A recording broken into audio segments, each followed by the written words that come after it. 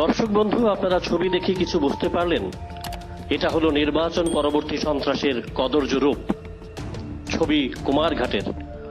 সম্প্রতি কংগ্রেস বিজেপির সংঘর্ষে কেঁপে উঠেছিল কুমারঘাট। হামলা পাল্টা হামলায় বিষে উঠেছিল রাজনৈতিক পরিস্থিতি।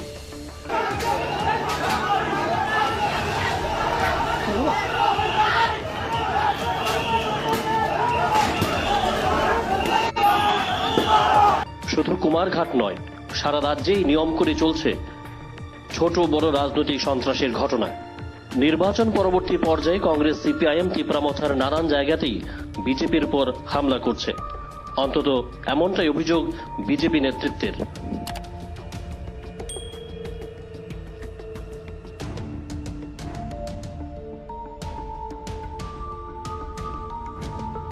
বিজেপির উপর ক্রমাগত আক্রমণে এবার নড়ে চড়ে বসেছেন দলের নেতৃত্ব।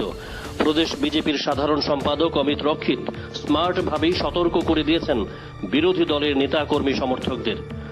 ভোটের পর বিজেপির আর কোনো নেতা সন্ত্রাস ইস্যুতে বিরোধীদের এই ভাষায় কথা বলেননি। বিরোধী শিবিরকে কি বার্তা দিয়েছেন অমিত? বিজেপির সাধারণ সম্পাদক তথা হেভিওয়েটে নেতা অমিত রক্ষিত বলেন, আমার দলের কর্মীদের উপর এইভাবে আক্রমণ হানলে ফল ভালো হবে না। জবাব ভোটের বাক্সে আছে। ধৈর্য না থাকলে 2 তারিখের আগেও দেওয়া যাবে, যেভাবে চাইবেন।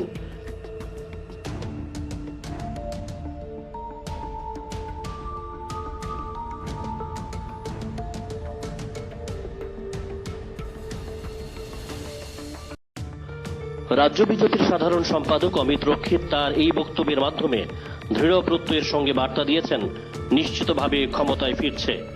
মানুষ ভোট বাক্সেই জবাব দিয়ে রেখেছেন। তার প্রতিফলন ঘটবে আগামী 2রা মার্চ। বিজেপি নেতা অমিত রক্ষিতের এই বক্তব্য রাজনৈতিকভাবে যথেষ্ট তাৎপর্যপূর্ণ বলে মনে করছেন রাজনীতিকরা।